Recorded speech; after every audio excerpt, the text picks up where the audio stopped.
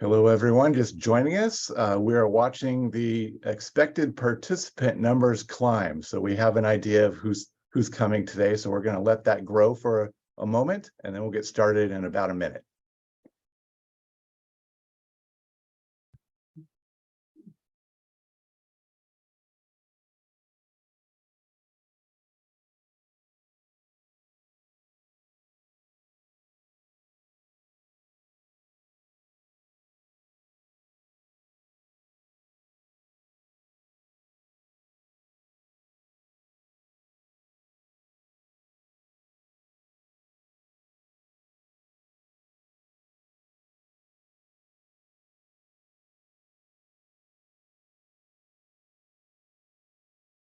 Welcome. No one's talking yet, so don't worry about your audio. It's probably fine. Hopefully you can hear me fine. We're watching our numbers climb a little bit, but they seem to have leveled off, and we're about a minute past the top of the hour. So we're going to go ahead and begin. So welcome to CWR Academy. This session is the things you didn't know you needed to know. I'm Robert Cogswell. I'm the Director of Communications for the Sisters of St. Joseph of Orange, and a member of the CWR Education Committee, and I'll help facilitate today's session. Before we introduce our panel, you're all quite familiar with this process already, I think, but we may have a few new first-timer attendees today, so we'll still go through it all, share our operating procedure. But first, as we often like to do, we're going to go ahead and pause in a moment of prayer. So allow me a moment to share my screen.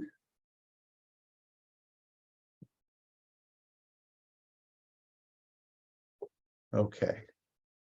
Compassionate God, in the midst of geopolitics and culture wars, institutional racism, and people being shot for going to the wrong house, income gaps in affordable living, and apathy toward care for our common home, we still have hope. Thank you for the gift of your Son, Jesus, his dying and rising, making all things possible through love we cannot measure. We ask for your guidance to share a fraction of this love in our wounded world today. Lead us to assist our congregation in sharing the good news, and fill our efforts with abundant zeal, joy, and new life. Amen. All right, thank you for allowing me to read that as I bob my head around a little bit, trying to see it around my camera. You'd think I'd be able to do that well by now. Anyway, let's continue with our familiar points about the webinar today. So you're viewing and hearing the speakers only. We're not viewing all the attendees like we often have with flash conversations. We welcome questions, so we'll keep an eye on the chat and Q&A features. If something is suitable to the moment, we might break in during one of the segments as one of the panelists is speaking, though we will also have a Q&A time during our session as well. If we can't get to all the questions, or if you think of something later, our speakers are all members and have all agreed to receive questions after the webinar. You can just send them an email. And because this is a webinar, we are recording the session for later viewing on CWR's website. If you have to step out, if you want to recapture something that was said, you can visit the CWR site. And today we will actually have some handy resources available that are connected with this webinar as well. So I just want to say I'm very grateful for this panel who listened to my pitch about this and came together, and I think we have a wonderful presentation for you today. We have a wealth of experience in this group, and please join me in welcoming Sister Annmarie Sanders, IHM, who's Associate Director for Communications of LCWR. She has served in that role for 20 years, so it's an anniversary year, right? And before that, she was the Director of Communications for her own congregation for 10 years. Sister Beth Murphy is a Communications Director for the Dominican Sisters of Springfield, Illinois. And she's a seasoned journalist who trained on the state-of-the-art equipment in her journalism school newsroom, the IBM Selectric. So, big shout out to those who train on one of those. I know today my daughter's actually a journalism student in college, and her situation is, hey, take charge of our Instagram account. So that's what they do. Debbie Della Porta is a senior advisor. I love your title, Debbie. Senior advisor of communications for the Sisters of Mercy of the Americas. Debbie has served on the CWR board for 6 years and worked with the Sisters of Mercy for 28 years. So without further ado, Debbie, you can take it away. Okay, great. Thanks, Robert. Hello, everyone. As Robert mentioned, I am Debbie Della Porta, and for the past 18 years, I have worked for the Sisters of Mercy. Currently, I am a senior advisor. Prior to that, I was the director of external communications for 2.5 years and the director of communications for the Mid-Atlantic community for 15 years. My previous career, I was the director of communications for Waldron Mercy Academy, a school sponsored by the Sisters of Mercy. That's where the other 10 years come from if you're a math person. Our principal was a Sister of Mercy, and at the time we had 7 sisters on our staff. So I thought I knew the Sisters of Mercy fairly well. Well, was I wrong? On my first day of work for the Sisters of Mercy, I thought, Dorothy, you are not in Kansas anymore. First of all, my workspace was so quiet. I felt like I worked in a spa. Remember, I was used to the noise and joy of 600 elementary school students. And then I had to learn a whole new vocabulary. Words like charism, learnings, assembly, chapter, growing edges, patrimony, and exclaustration, to name a few. Plus, sisters just love acronyms. They have one for every committee or team. At times, that can be challenging to decipher. Also, when I was being interviewed for the job, I remember one of the laypersons on the search committee asking me, how do you deal with ambiguity? I replied, well, I had no idea what she meant.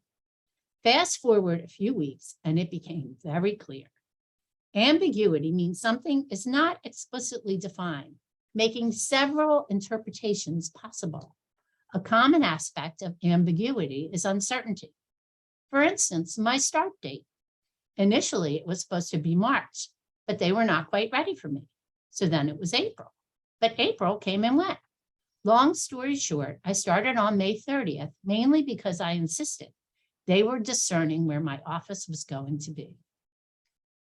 Also, over the years, many people have thought I was a sister. I've been called Sister Debbi, Sister Della, and Sister Porta. I have stayed in many convents along the way, often sharing bathrooms down the hall. Sisters may be used to this, lay people not so much. Also, if you stay in a convent or retreat center because of your job, typically after 8 p.m., there's not much to do. So please bring your laptop or reading material. Another difference is most meetings start with a prayer and time for reflections. Sometimes we need to be quiet and think for long periods of time, even when we are anxious to get to the task. And if you are like me, the silence is challenging. I remember in my early days, I attended a morning prayer and we did body prayer. I had no idea what to do. I whispered to the then president, what do I do? She says, be quiet and follow my lead. And I did. And I learned a new way to express my spirituality. At the Sisters of Mercy, I work with a team of 14 other communications professionals. I asked them what they wish they knew about working with Catholic sisters, and here are some of their responses. I never knew the variety and vast number of Catholic sisters in the United States. I remember attending my first CWR conference, then known as NCNWR, and being blown away by the many different names and numbers of women religious orders. I also was surprised, even though I had been told, how accomplished so many of the sisters are. So many with advanced degrees who have started ministries, run hospitals and universities, and speak truth to power. And they are not afraid to shake things up. Talking about speaking truth to power, one of the Sisters of Mercy where I work, Sister Teresa Kane, is a legend. In 1979, Sister Teresa, who at the time was the president of LCWR, was the only woman invited to greet Pope John Paul II during his visit to America. When she addressed a gathering of priests and sisters, she confronted him very politely about women's role in the church. The Sisters of Mercy have another legend, Sister Mary Scullion, the founder and director of Project Home, a ministry that provides supportive housing, employment, and education to enable chronically homeless and low-income persons to break the cycle of poverty. She was named by Time magazine as one of the 100 most influential people in the world in 2009, alongside Michelle Obama and Oprah Winfrey.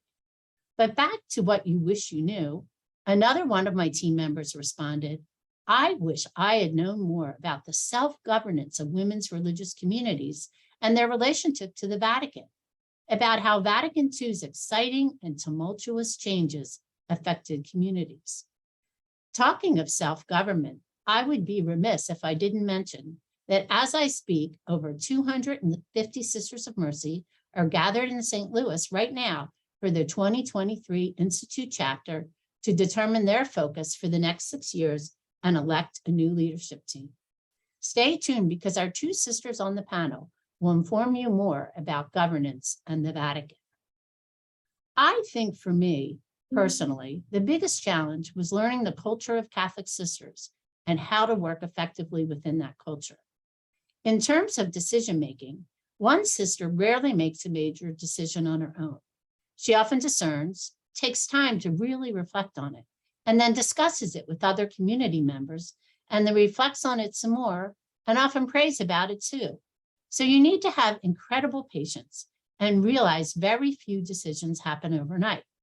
But the beauty is that most decisions are very thoughtful and intentional. Also, I often hear communicators say they want a seat at the table, meaning they want to meet with leadership on a regular basis and help influence their decisions. But in my opinion, that is not our role. If they want our advice on communication issues, they will ask us. But their decision-making often includes many more factors that we do not know or need to know. I think rather than wanting a seat at the table, we need to be in the room listening so we have context and understand the background about what we need to communicate. But in order to participate that way, you need to have respect for their culture and they need to trust you completely. It takes time to build that type of relationship.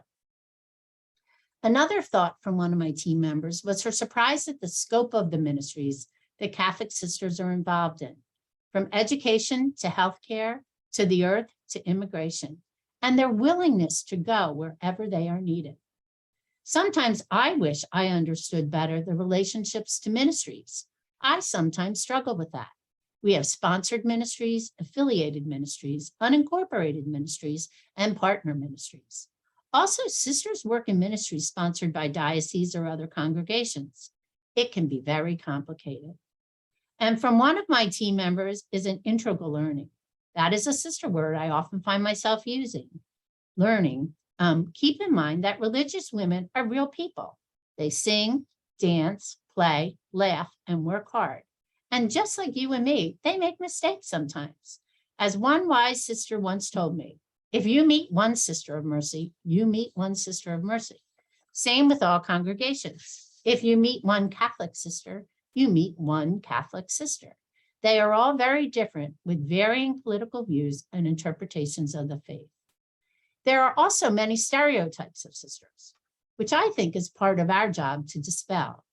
Not only the traditional ones of sisters wearing habits and using rulers, but also the modern ones like Sister Jean, the 103-year-old sister of charity who is the chaplain of Loyola University's Chicago men's basketball team. We all love Sister Jean, but not every sister is that old or a sports fan. But for some people, she is the only current sister that they know. Often people keep sisters on a pedestal, hold them to ultra high standards and expect them to be perfect. But as I stated, no one is perfect. There are people just like you or me. Catholic sisters are very smart and educated. They run hospitals, schools, universities, and health systems. Most of the Sisters of Mercy have advanced degrees.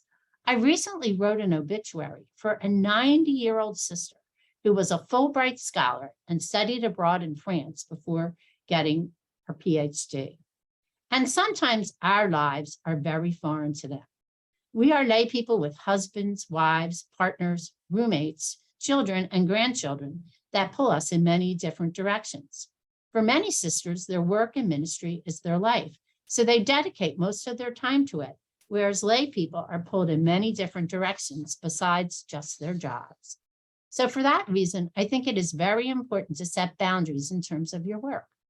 A very wise sister who served on our leadership team gave me some very sage advice that I often share with new staff members, and it is this: watch your beginnings.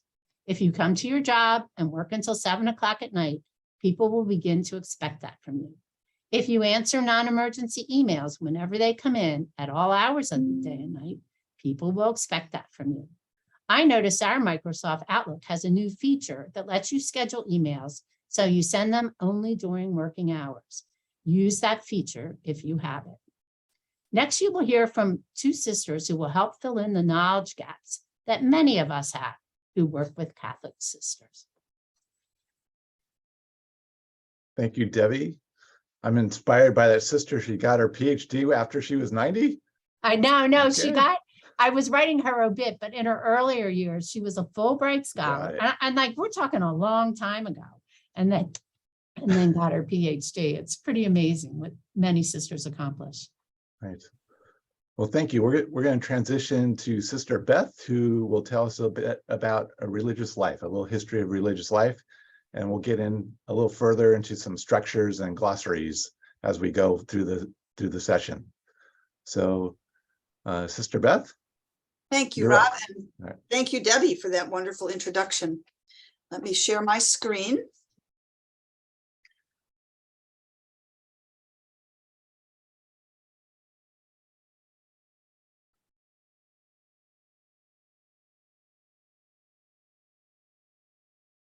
Okay, hopefully everybody can see that. I'm going to try to go through this relatively quickly because I think you need to know this information, but I don't think it's the bulk of what we need to talk about today. And then if there are any questions, you can ask me later. Okay, so, I've got to move my little box over.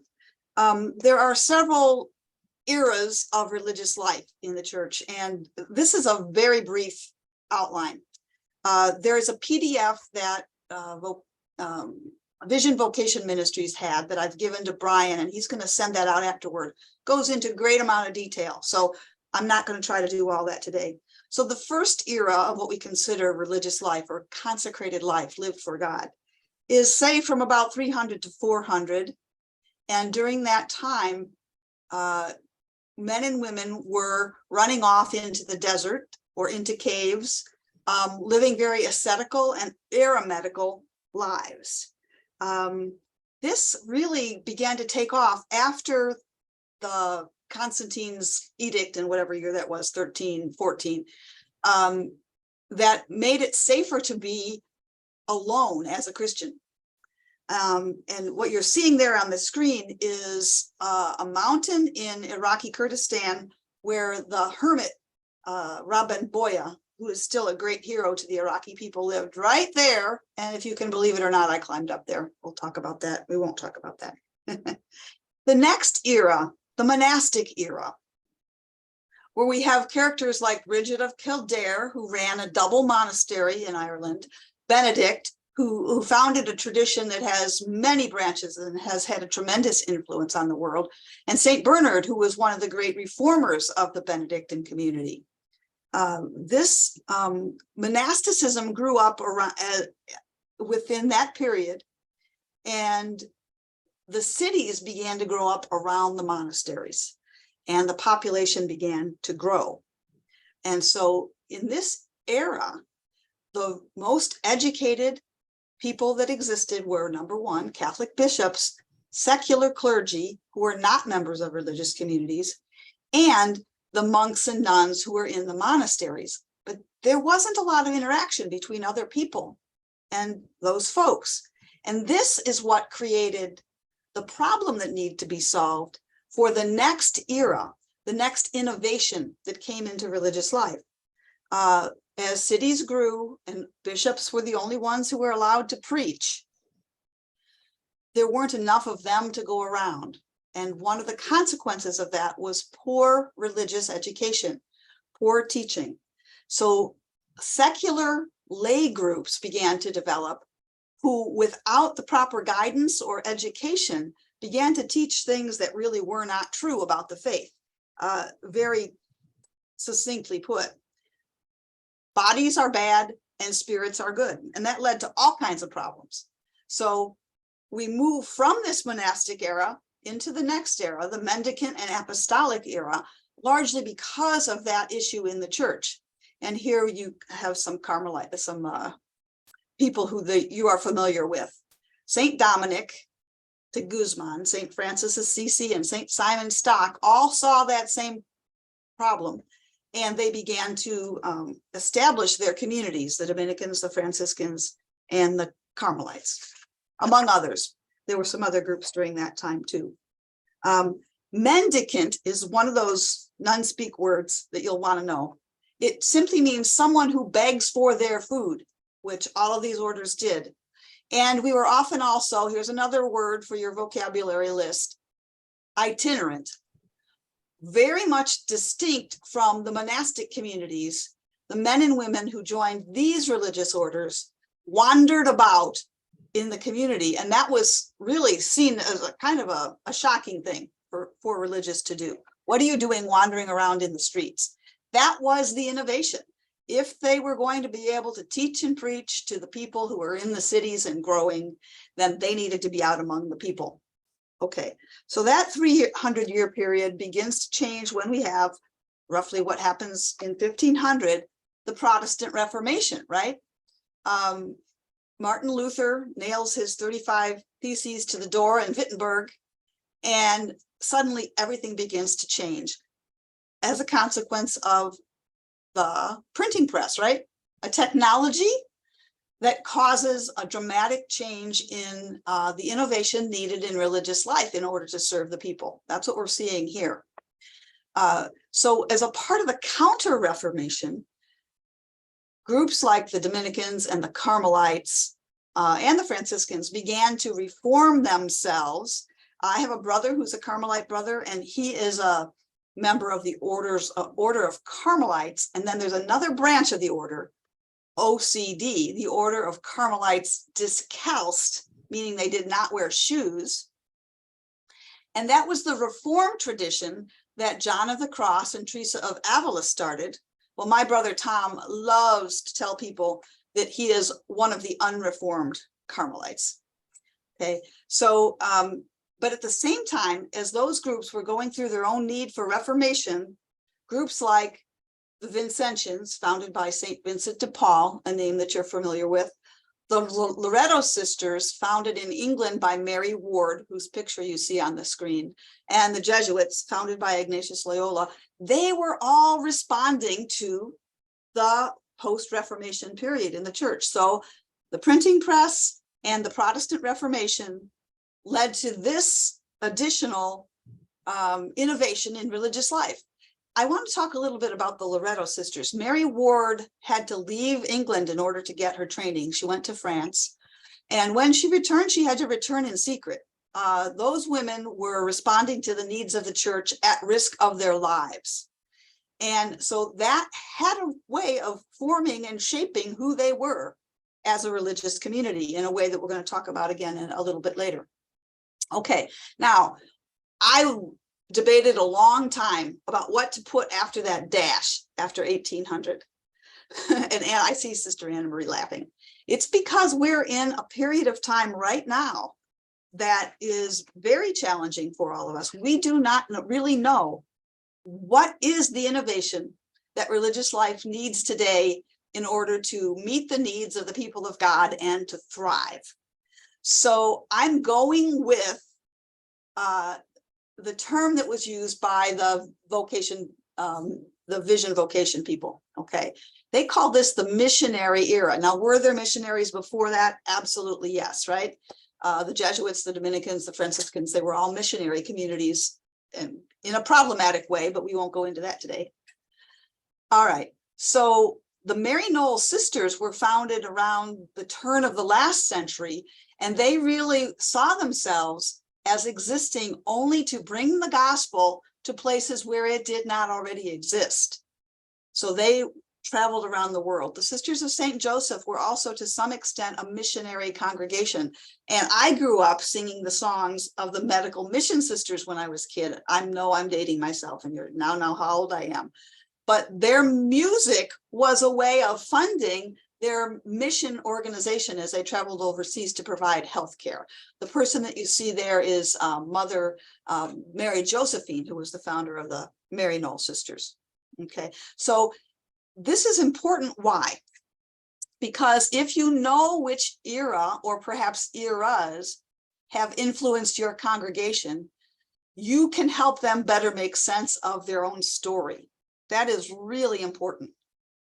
And you need to realize that the sisters are always going to return to that story to make sense of their mission and ministry. So it's very important for you to know. And I am out. All right, well, Sister Beth, we'll come back to you in a few moments, but now to bring us to the present moment, the current moment, let's hear from Sister Annmarie. Great. Thanks, Rob, and thanks, Beth. That was a really wonderful brief history of how we've come to where we are today. And I too are going to share my screen.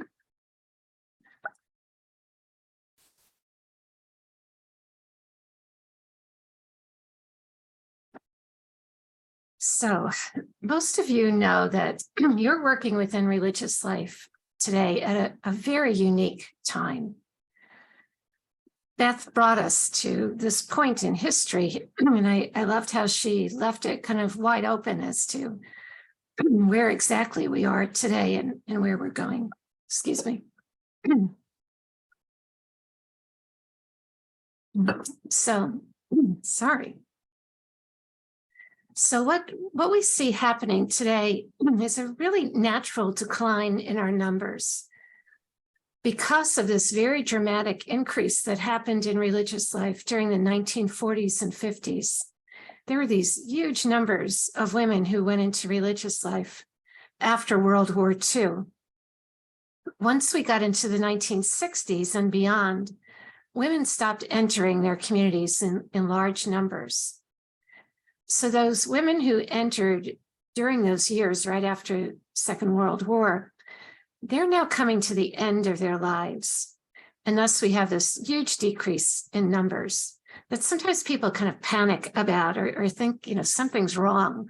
Why did we suddenly get this small? But it's really kind of a natural progression after this kind of unnatural time of a rapid increase. So during that time when we had so many young sisters, pardon me, this is the old days, but during that time when we had so many young sisters in our congregations, communities built these large buildings and they were able to staff large institutions for ministry.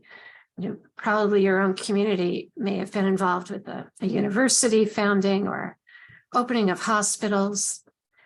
So what we're experiencing today is a shift back to smaller numbers and smaller works. So for these next few decades, much attention within religious congregations will have to be put on right-sizing our communities, as well as our buildings, our works, etc. So a lot of focus is going to be going on how do we care for this very large number of elders we have, while simultaneously discerning how our communities might best be of service with much smaller numbers. You might also realize that in the past, young women often entered their communities right out of high school or shortly thereafter. So today it's much more common for women to come to religious life later in life, sometimes in their later 20s and 30s, up to their 50s, even 60s in some cases. So women come with much more life and work experience and education than they did in the past. That also means that the median age of our communities will continue to be high for some time. So this time of great change means that some congregations will be coming to completion. They simply won't have enough members to continue on. So much of the work right now and in the coming years will be to figure out how we assure that all communities have what they need, either to complete with some sense of peace or that they have what they need to continue on. A great concern right now is to have people who can serve in leadership in these communities. And I'm guessing you probably are seeing that happening in your own communities. It's just a much smaller pool of women who have the ability to continue to serve in leadership at a very complex time. And especially, if the majority of the members of a community are in their 70s, 80s, and 90s.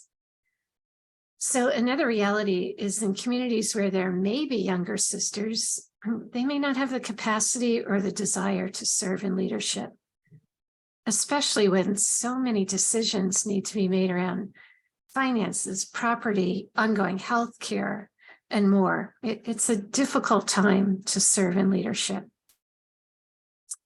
So in short, you're serving in your communities at a very challenging time, a time when we really have more and more need of lay colleagues and colleagues who understand our mission and life and bring their professional expertise to the work of administering our congregations, whether that be as CFOs, chief operating officers, or in other key positions such as communications.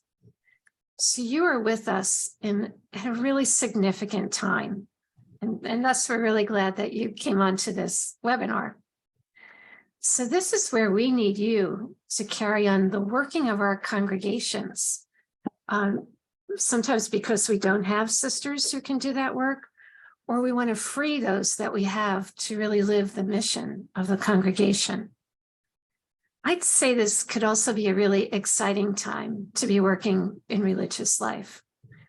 This is a time when we can reimagine what religious life could be like, especially as the needs of society change. So what can sisters bring to the world now, which will probably be very different than what we brought in the past? So helping us explore these kinds of questions is something that can be a very important contribution of communicators in particular today. So we want to talk a little bit about how are we all connected in religious life today, as well as talk about what we were considering alphabet soup. What are all these acronyms you may hear pertaining to religious life, and something about our structures. So a little background on how religious life is structured. So all Catholic religious congregations are connected to the Catholic Church. And there are generally two ways in which this connection happens. The majority of congregations are connected directly to the Vatican. And for this reason, they're categorized as pontifical institutes or pontifical congregations. Others are connected directly to the local bishop at the location of the mother house. So both these types of connections exist to assure that congregations are operating according to the requirements of the Catholic Church. And to assure, and this is really important, and I think people don't always realize this, it's also to assure that the rights of each member, each sister, are honored and respected. So every sister has the right to appeal to the Vatican or to her local bishop if she feels her rights are being denied in some way. Each congregation, though, is independently financially independent from the church. That's also a misperception at times that people think, well, religious sisters will always be cared for by the church. That isn't true. Each congregation manages its own finances. But because a religious congregation is considered part of the Catholic Church, it does need to publicly represent the positions and teachings of the church. There are times when that can be very challenging. especially when a congregation may have a different perspective from the position of the church, the official church. So for this reason, and for many reasons, but particularly for this reason, leaders try to establish a good working relationship with the bishops in the areas where they serve, so that if situations occur, such as a situation where there's some disagreement on a public issue or anything else, they can talk through those kinds of situations together. So you may wonder sometimes why your leaders, spend some time trying to establish good working relationships with the bishops. It's a really important part of leadership today. There are several hundred religious congregations here in the United States. The leaders of almost 70% of the congregations are members of an organization called the Leadership Conference of Women Religious, or LCWR. So although this is an organization for leaders, it's an organization that has a strong impact on the whole of a congregation.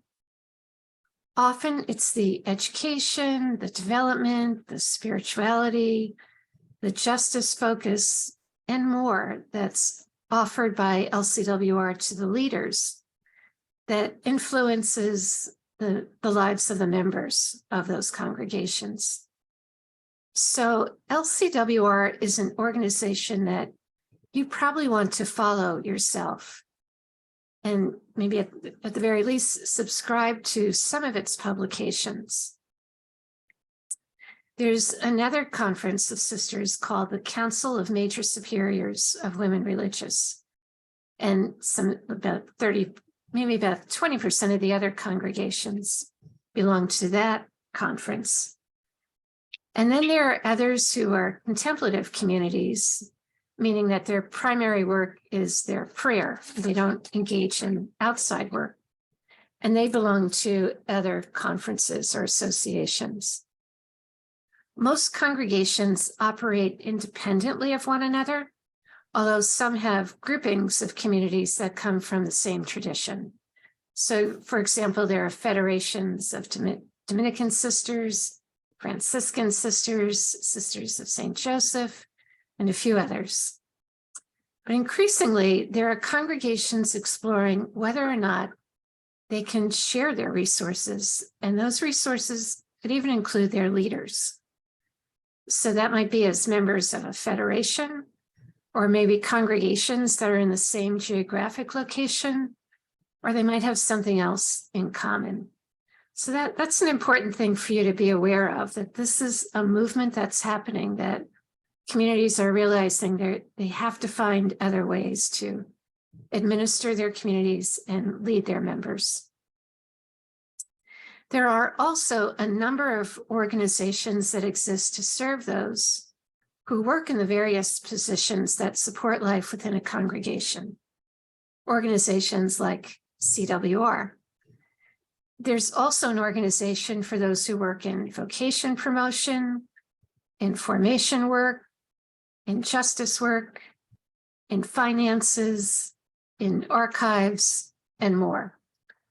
A list of those organizations is on the CWR website, and I think we panelists would agree that it's really worth looking at the websites of those organizations to see what resources they offer. You might find some really helpful things for your own work.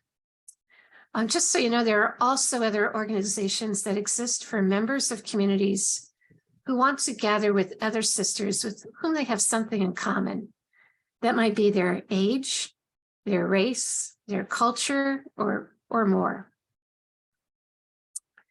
So the last thing that I'm going to speak about is what we've been calling nun speak.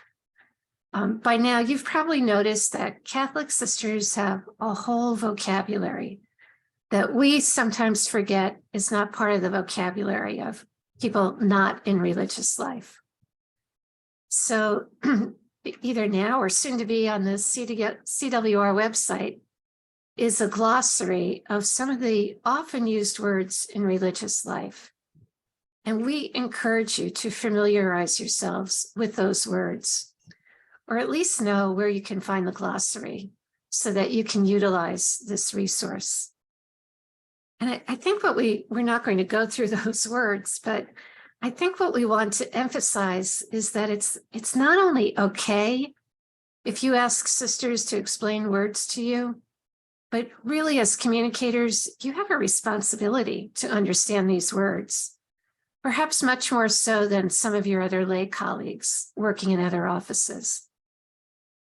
So as the primary communicator for your sisters to the public, you need to be sure you're using those terms correctly. So we encourage you to check with the sisters in your congregation that you're using the terms in the ways that they understand them. And remind them that if you don't understand a term, chances are that others among the public with whom you're communicating on their behalf, they don't understand them either. So if you've never received any orientation to your congregation's vocabulary, you may want to ask someone to sit down with you and review it. Use the CWR glossary as a starter. And don't feel awkward asking for an explanation of elements of our lives, such as the vows and our prayer and our lives in community and how it all works, that we share all our resources in common. These are elements in our lives that people wonder about. So the clearer you are, the better your capacity to communicate with others about them. And I'm going to turn this over to Beth, who's going to tell you, she has some great tips on how you can learn more about your own community's culture. So Beth. Thanks, Annmarie. I hope this is useful. You know how you do, you prevent these things and then you say, oh, it's going to be too obvious. So feel free to stop me or put a question in the chat. I have 10 tips and I'm going to try to cover them quickly because we want to make sure that you've got time to ask your questions. And these really are in no particular order. But the first thing, especially if you're brand new, or maybe if you're an older person and you've never seen your congregation's org chart, ask for it. A lot can become clear, either because the sisters are perfectly following the org chart and everything runs exactly like that, or because they're not, and you might be able to notice where some problems are in. So there are some problems. So, you know, what are the committees, the task forces, the project planning groups that exist in your community? And who's responsible for them and when do they meet? Who are their audiences and how do they go about communicating? That's all good information for you in your role as communicator. Secondly, if you do not know this, you want to know what happened at the congregation's last chapter. Now, maybe you've been around long enough that you've been through one of those, but if you're new enough and there has been no chapter in your community, you want to ask someone for the acts of the chapter or whatever documentation they created after that, because that's the North Star for your community for the period of time between chapters. That's what's guiding the decisions that they make. And the better you understand those things, the better, more effective you're going to be. And then you probably hear the sisters talk about how everything is relationship, and it's really true. So you want to learn through the strong working relationships that you develop with the sisters that you do work with, maybe the associates and your more seasoned co-workers. That's really important. I don't know about you, but my congregation has offices like the vocation office, the formation office, the justice and peace and integrity of creation office, an eco-spirituality committee, somebody that oversees socially responsible investing, mission-focused subcommittees, you know, about the literacy centers or the healthcare, chapter planning teams and major boards for the organizations that they run. You need to know something about all of those and should know the people to go to for each of those.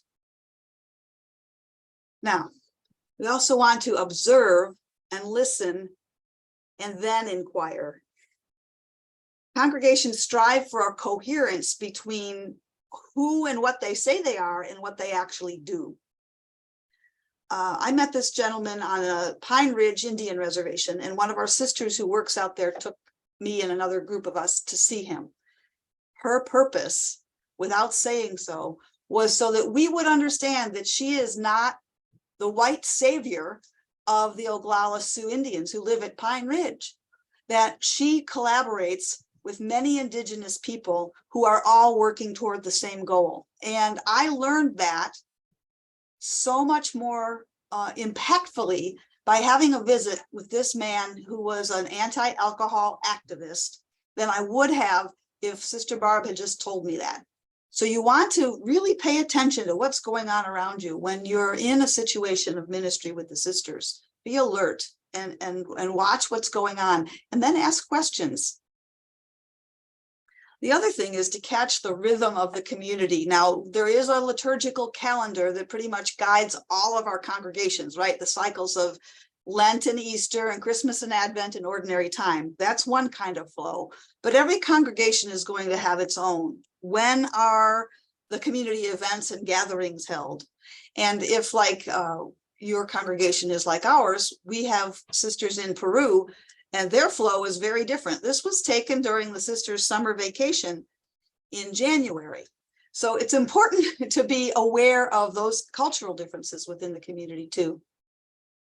I don't know about again in your community, but the sister who schedules the use of facilities in our place knows everything. She is the one I go to first because she's more likely than anybody else on staff to have a calendar that goes past the next 3 months and can help me plan my own events. Okay, now this is a particular favorite of mine. Where your sisters worship and how they worship and the buildings that they live in say something about who they are and what is important to them. So when even the art on the walls, right? So if you can begin to look at that and understand those things, they are clues to the culture of your congregation that even the sisters might not recognize themselves, because it becomes all vanilla for us because we live in it. It's like a fish in a pond.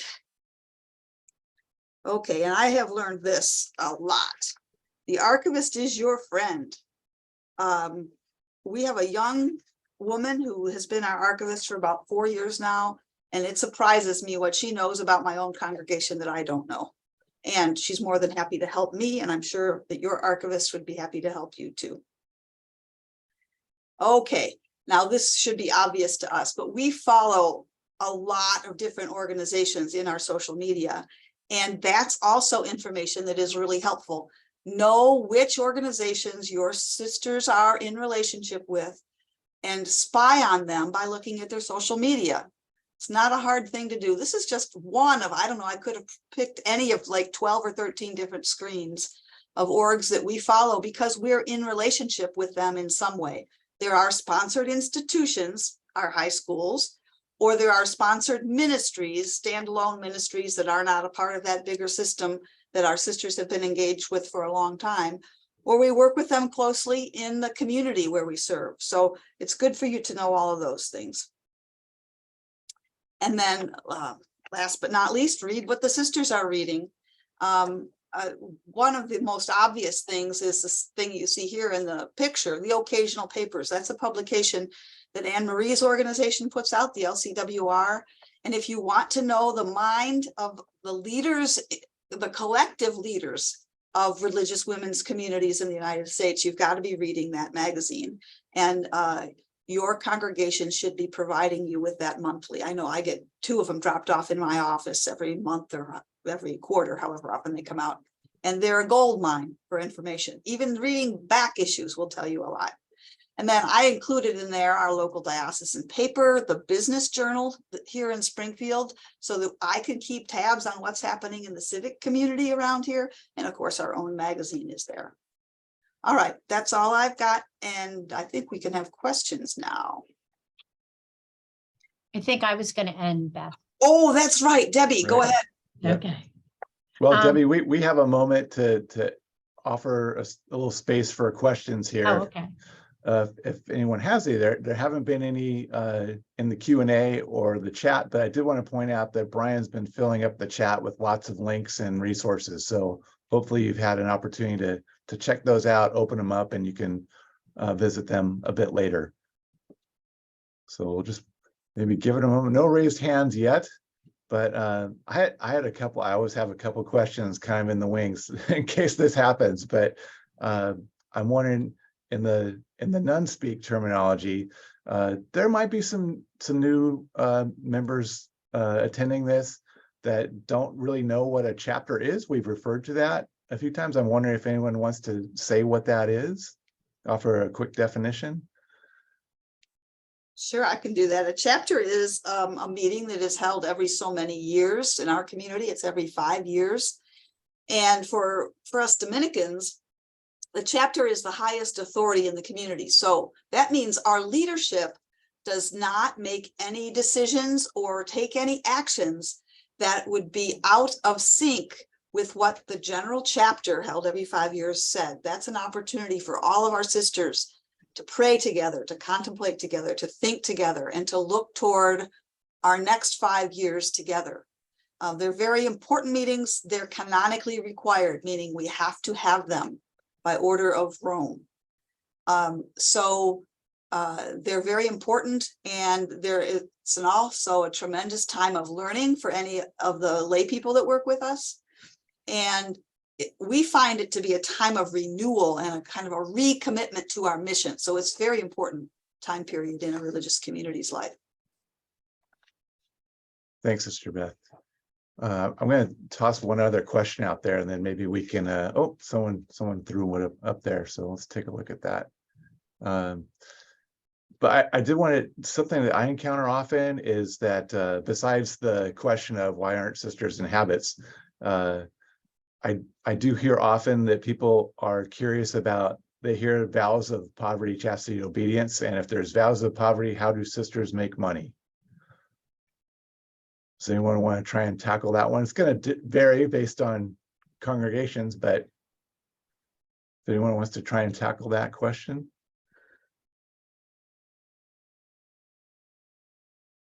I know that Annmarie would be more than able. Would you want to tackle that, or you want me to? I was looking. Okay.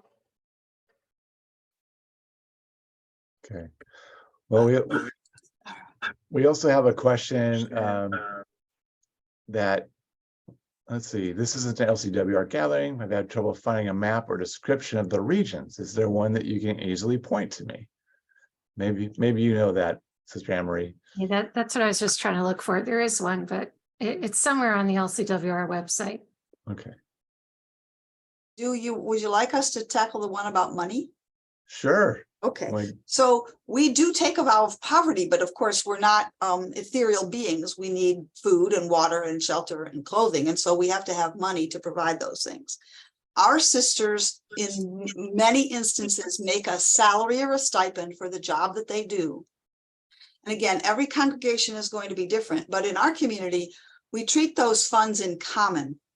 So the way we work our finances, and I'm in community ministry, so I don't draw a salary. I'm in what's called community service, but I live with a sister who is a liturgist in a parish. She draws a salary. She gets a check, which we deposit in our local bank account. We budget out of that account, and the money that we do not spend, because we try to live very simply, that then goes into the general account for the care of our senior sisters and other needs of the community. So that's one way. We have salaries, and as we get older and the fewer, that is less and less of our income. All right.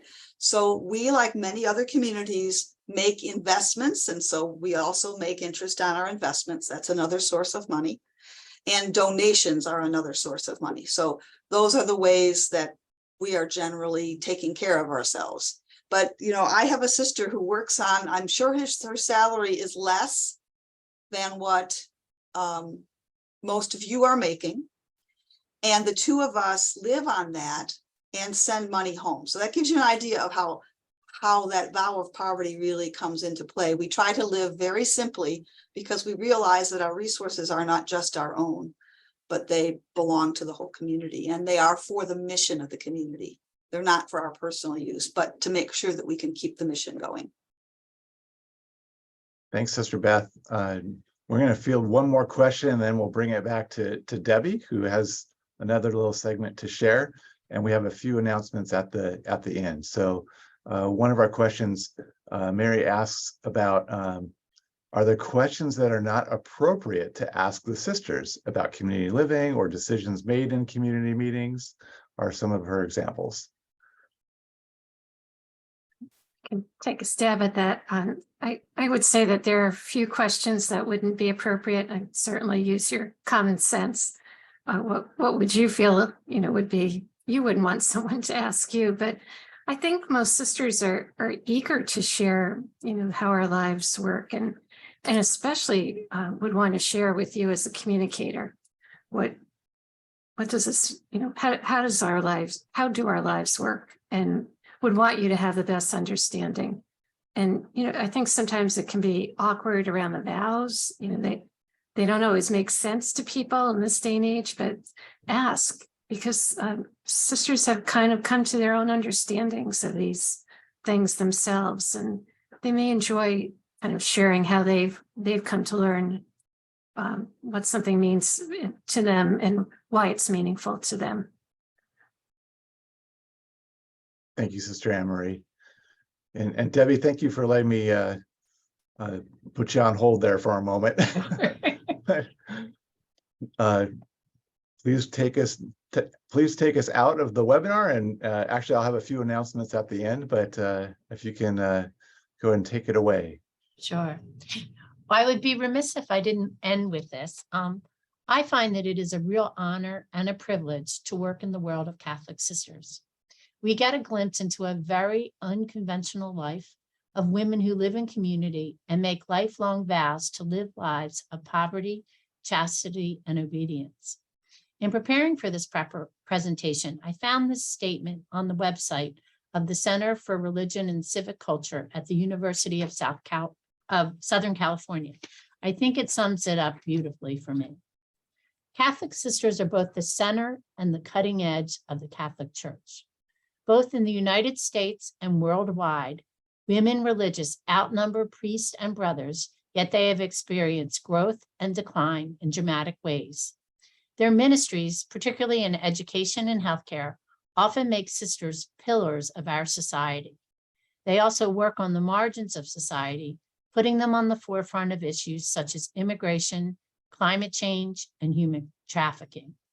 And as staff members of Catholic women's congregations, we have the privilege to be part of their work and the responsibility to amplify their mission and their stories of making differences in the lives of others. The end. Wonderful. Thank you, Debbi.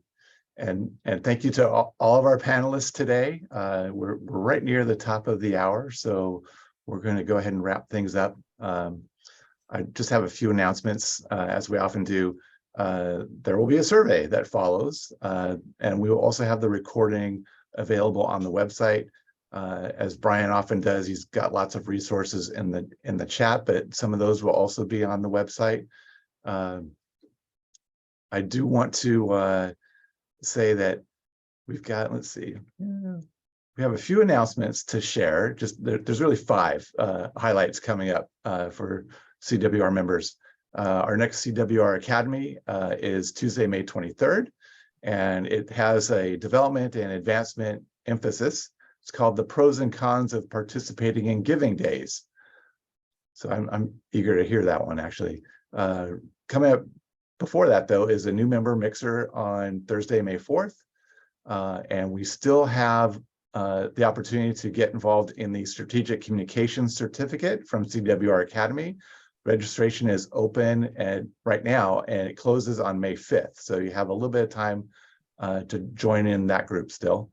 There's also CWR Communicator Awards. The entry dates just opened up and are open until June the 1st. So find that on the member side of the CWR website and check out what's available there. And of course, registration will be open soon for our annual conference in St. Louis, which is October 10th through the 13th. And I think that's it. We're right at the top of the hour. So thank you for joining us. And until next time, may you continue to have a very blessed Easter season.